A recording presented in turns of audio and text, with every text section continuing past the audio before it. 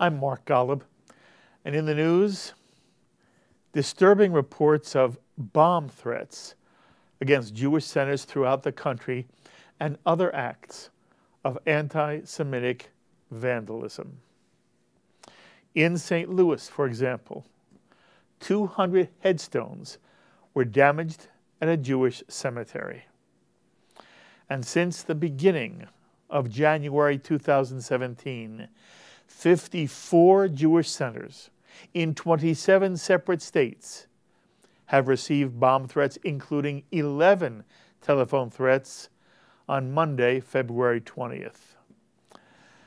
Now, we have a recording for you of an actual bomb threat phoned into a JCC in January of this year. It's difficult to make it out, but I want you to hear this bomb threat received by a JCC. It's a C4 bomb. There's a lot of shrapnel. Looks like a brick. Surrounded by a bag. Yes. Of metal marbles.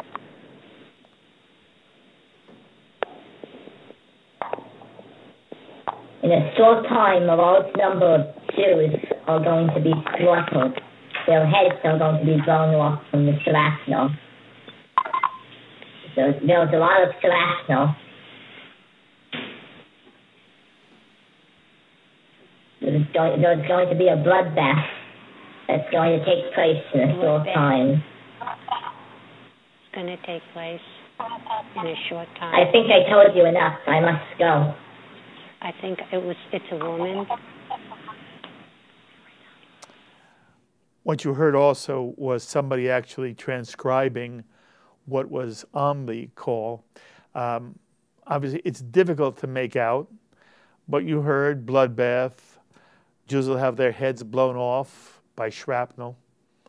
Some suggest this is a robocall, though it sounds as if the speaker, whose voice seemed to be artificially distorted electronically, is making up what they're saying at the time. But it could be a call that was then recorded, and that same call was sent in a robo fashion to various Jewish centers.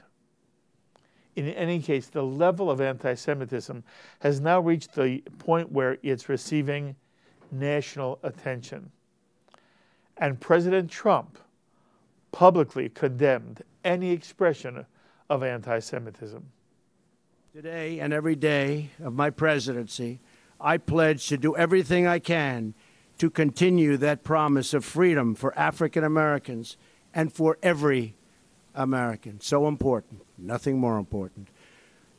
This tour is a meaningful reminder of why we have to fight bigotry, intolerance, and hatred in all of its very ugly forms.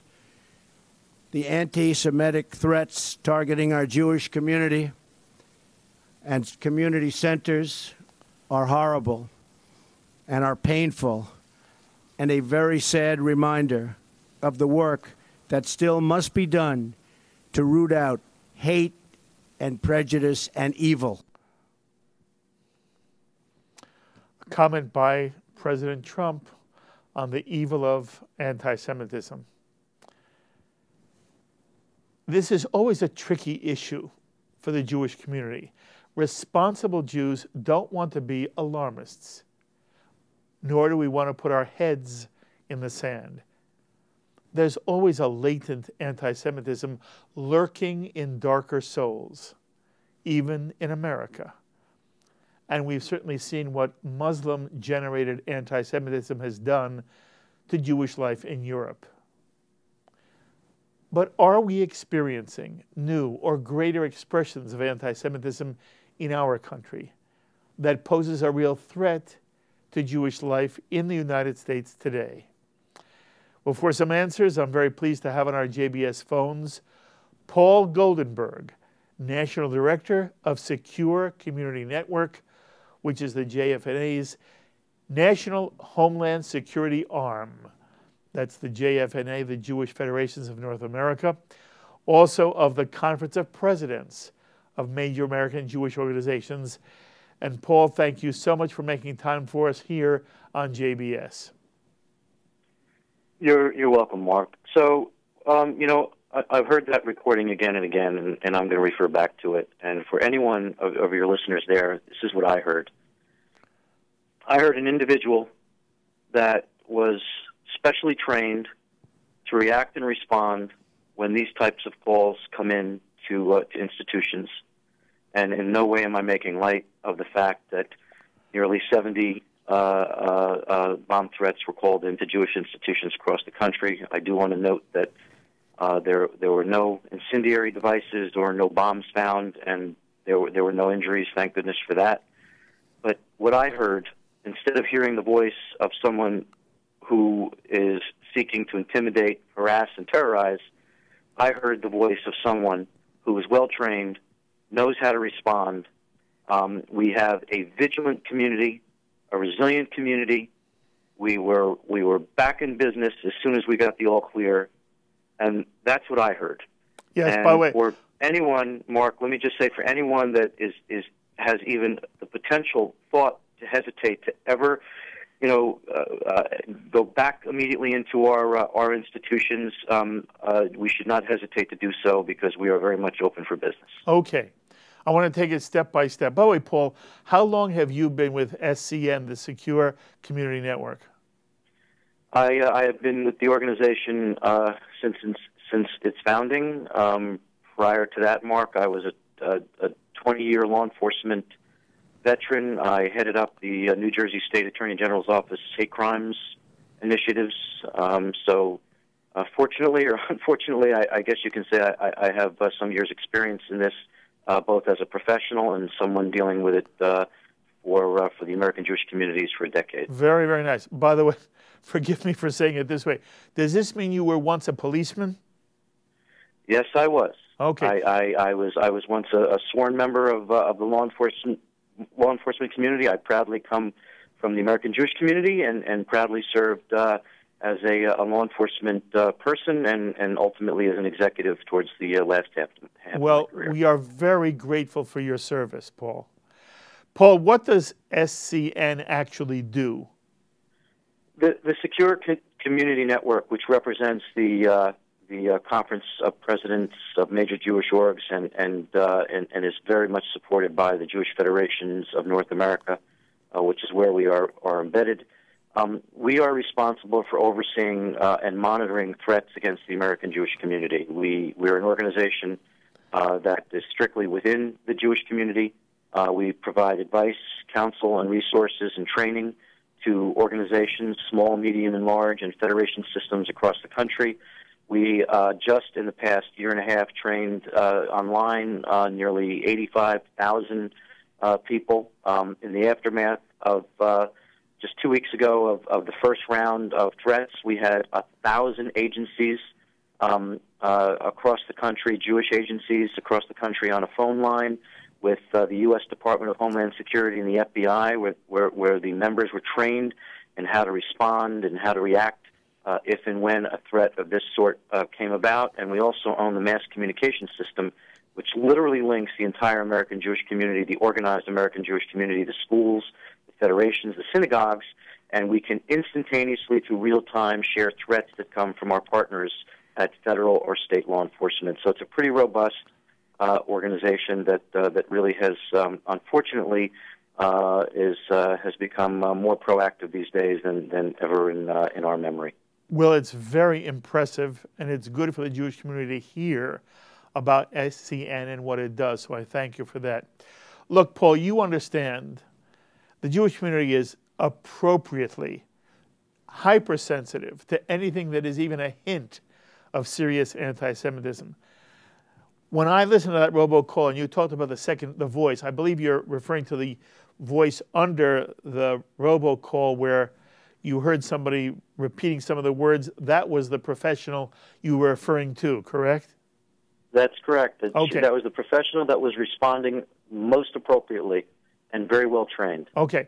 Now, when I listened to that robocall, and I'm a layperson, my immediate reaction is not to take it very seriously. It sounded like a real nut crackpot. I'm asking you, as you've said, no bomb has been detonated. By the way, the last thing we need is to prove that there's a problem because a bomb detonates. But at the moment, it's not simply, I understand, that no bomb has detonated. No bomb has been found. I'm asking you, Paul, in terms of the experience you've had, first as a law enforcement officer and now as the head of SCN, how serious a threat do you believe anti-Semitism is to America today? Look, I think that this uptick, what makes this uptick quite extraordinary, I think, is probably the appropriate word, Mark, is the fact that we, most upticks in the past, we've had upticks in the past over the past decade. Operation Protective Edge, when we've seen activities in the Mideast with Gaza, et cetera. Unfortunately, even though American Jewry may not be directly involved or engaged in these actions, we see in Europe and in Canada and in North Americas an increase in anti-Jewish crimes. So, but it's geopolitical. In this case, this uptick, I think, what makes it somewhat remarkable is the fact that there were so many incidents in a short period of time. The fact of the matter is, it's the bomb threats, but in addition to the bomb threats, we've seen some very, very unprecedented types of harassments, intimidation. We've seen assaults. We've seen swastikas across synagogues, and as you mentioned early in the report, the desecration of a major cemetery in St. Louis. So. The fact that there's been so many in such a short period of time is definitely something that has my attention and the attention of others that have had many years in this business.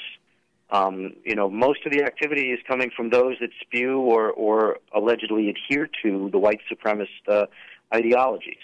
I think we had some quiet time for the last couple of years, and for some reason we're starting to see a resurgence from those that spew those ideologies. Okay, but go ahead, Mark. You said very well, and again, in some way, I'm now repeating the opening comment that I had, that we're in a tricky situation, and I personally feel it's very tricky for me. I have the privilege of being able to reach both Jews and non-Jews all across America through JBS. And I'm not fooling myself. We're not CNN, and we're not Fox, we're not MSNBC. We're a nice Jewish channel, but we're seen all over America. We have a very large and lovely audience. And I don't want to be guilty of either extreme. I don't want to be an alarmist, nor do I want to be an ostrich. And one of the reasons why it was so important for me to have you on, especially today, and again, as we're taping, it was today that Donald Trump came out with his comment, and that it was yesterday that there were 11 calls to Jewish centers. So right now, this is front and center in national news. But you understand, Paul, I don't want to be guilty of either extreme, and that's why I'm asking you to give me some perspective. It's upsetting to see a cemetery vandalized. I remember how upsetting it was when a member of my own congregation in Connecticut, years and years ago, Paul, had a swastika painted on his fence. But it often tends to be kids and nobodies out doing mischief and trying to get some attention for themselves. One of the things I want to hear you speak to is, what in your mind, Paul, constitutes serious anti-Semitism as opposed to fringe anti-Semitism, which is very upsetting to a Jew, but really is not a harbinger of anything dangerous happening to Jews in America? So to answer the question, Mark, look, the American Jewish community has historically dealt with institutional anti-Semitism for years. I think that over the past 2-3 decades, the American Jewry is very much a part of the fabric of the United States, and even our synagogues, our Jewish centers, our federations are very much a part of every town, small, medium, and large. We are America. Absolutely. So Absolutely. to answer that question, I think, look, the symbol of the swastika is what it is.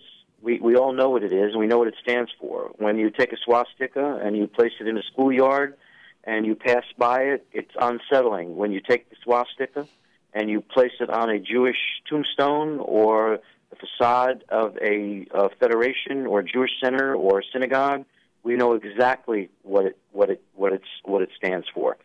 So, with that said, I think that these symbols of hate, these symbols that we are very aware of the impact. The fact that we now have these folks that were involved in these types of activities a decade ago were sitting in their basements and just printing out leaflets, and were able to distribute some leaflets in maybe a quarter square mile. Where today, you can take your symbol of hate, you can apply some very amazing graphics to it, and with just one little snap of a finger on a computer board, you are sending it out to tens, if not hundreds of thousands of people.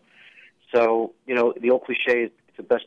We're a tale of two cities. With social media is a wonderful tool, and social media, unfortunately, now has become a tool leveraged and used every day by those that continue and desire and want to spew hatred. So we're up against, we have this little thing called First Amendment in the U.S. When does it go from First Amendment where people can say or preach or participate in an ideology as long as they're not calling for death to others? If people don't like each other, that's acceptable. But if the internet, if these symbols become a part and parcel to terrorize others, that absolutely changes the rules of engagement. So they know this, and a lot of the folks that are spewing these ideologies and leveraging the internet, they know exactly, in some cases, where the line is drawn, and they know how far they can go before their hatred and their spew of hatred becomes an act of intimidation or harassment. So, I don't have the answer. What I can tell you is that aggressive law enforcement, we have hate crime statutes and legislation in place. As long as we leverage the tools that we have at our disposal, as long as we train our communities to partner and work closely with the police and train our communities to know how to behave and respond, if God forbid a person enters the facilities that want to cause harm, we will make ourselves a much safer community. It's interesting, Paul. You began by telling the JBS audience, in essence, they're protected, that when the all-clear signal comes in, they should not hesitate to go into any Jewish center, any Jewish institution, any Jewish organization. And I tell you, I walk around, and it doesn't occur to me that any Jew in my family or that I am at risk from any kind of anti-Semitism. And as you said, we experienced it a decade ago. I experienced it 2 or 3 decades ago in my own community, but it never amounted to anything. This time there's a subtext, Paul, and I want you to speak to the subtext. The subtext is, this is all because of Donald Trump, and that Donald Trump has created an atmosphere and a mood of hate in this country, and that therefore those who hate Jews are now more comfortable or are coming out of hiding, are using the internet, and that it is a real threat because Donald Trump is a threat to America. And I want your reaction to what is, without question, a Jewish subtext to this anti-Semitic fear of anti-Semitism. So here's the answer I'm going to give you. I will tell you in the last 30 days, and in particular, where we have had this extraordinary uptick in anti-Semitic crimes, I will tell you that my interaction with the federal law enforcement community, that the FBI and DHS, and in particular DHS, that has a new administration in place, their commitment and dedication and provision of resources to the community has been unwavering. So the answer I'm giving you is that I'm looking at this through a different set of lens, and my lens is that in the last 30 days or 35 days, have I seen any difference in the commitment to the American Jewish community as it relates to homeland security and providing security to our community? And I can tell you that I have not seen any less than before. So I have to look at it through those lenses. I'm a person that deals specifically with homeland security issues. I don't deal with political issues. And the old cliche, Mark, I see things as they are. And right now, I see unwavering commitment, and that's what I'm dealing with. And as long as I have a great partner, that makes me a very committed person. Okay. By the way, you're not a politician, but that was a very political answer. Listen, Paul, what do you mean by an extraordinary uptick? An extraordinary uptick, meaning that it's a significant number of anti-Jewish incidents, anti-Jewish harassment, intimidation, vandalism in a very, very short period of time. Give me an example of it. What numbers are we talking about here, Paul? Probably talking about nearly 165 to 170 incidents. As opposed to what? In the past 45 days. As opposed to what? I can't. If I quoted an exact number, in 45 days, if we saw 10, 15, 20, or 25, that would concern me. We've seen unfortunately a substantial number that is cause for concern for all of us in the law enforcement community. Okay, so if you don't want to say it's a response or it's a climate that Donald Trump has created, how do you account? Have we ever found somebody who's made a robocall? Have we found somebody who has done some vandalism and found out that it's somebody who is influenced by Donald Trump and is hateful of blacks and Hispanics and Jews? Look, there have been, first off, these types of calls are not a totally new phenomena. We saw them a year ago. We didn't see them in these types of numbers, but we did see some similar types of incidents over a year ago, and where I think that the political scene was nowhere where it is today with regard to publicity and how people feel, politically. So, look, I'll say it again. We have seen spikes. We have seen upticks in the past. We've just never seen such a vast array of incidents in a short period of time. That's an enigma. That's an enigma. That's something that's extraordinary. Okay. What frightens you, Paul? Wow, that's a good question. Look, I think what we need to do is we need to ensure that as a Jewish community we remain vigilant.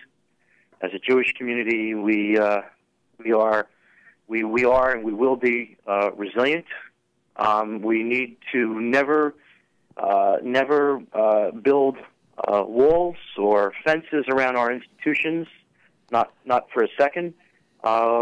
Security is something that needs to be built into our culture through training, testing our plans, ensuring that we have security plans.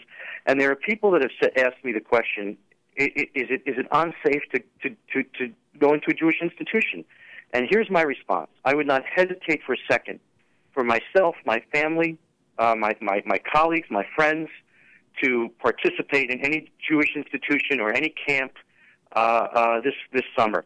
Jewish institutions have been dealing with these types of issues for years and actually are ahead of the curve. You know, if you have a concern about a movie theater, if you have a concern about shopping in a mall at Christmas where there could be an active shooter, or where individuals have entered schools and unfortunately harmed children, these types of events can happen anywhere. But I will tell you the difference is that in Jewish institutions, security is being taken very seriously.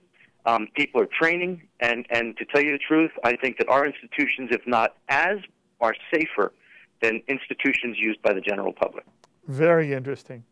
You referred to institutional anti-Semitism, and your point, I believe, was institutional anti-Semitism is not something happening in America. Did I understand you correctly? That's correct. Look, institutional anti-Semitism can be anti-Semitism that comes from from geopolitical events, or comes from events that may be historical. What we're seeing now and what we're dealing with now are crimes against are crimes and harassment and intimidation against institutions that are perceived as being affiliated with the Jewish people. That sounds scary. Well, look,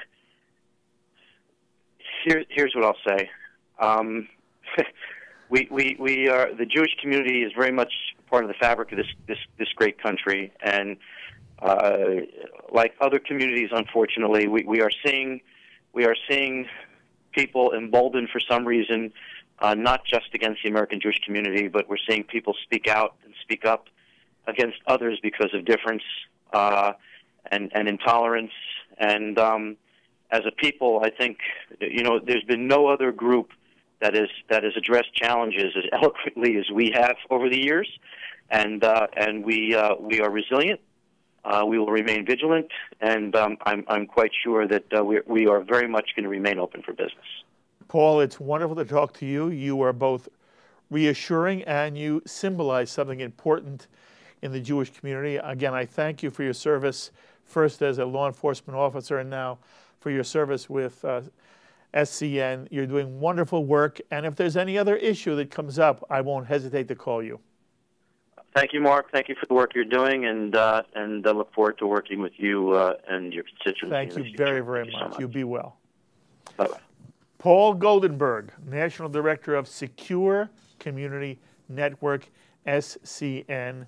And my own feeling is that the Jewish community must always be vigilant, lest there be any anti-Semitism that goes without a response. I don't mean a physical response. I mean law enforcement has to be brought in anytime there's any form of vandalism or intimidation or, heaven forfend, violence. At the same time, I do not believe that America is in any way going anti-Semitic and that the problems that are occurring in Europe are about to happen here. I don't see it at all. My thanks as always to our director, Sloan Copeland, production coordinator, Serge Goldberg, JBS's associate director, Dara Golub, editors, Dennis Golan, nice job, Dennis, and John McDevitt, and the producers of In the News, Carol Lilienthal, wonderful job all day, Carol, and Jan Weiss. Until the next time, I'm Mark Golub. Be well, my friends.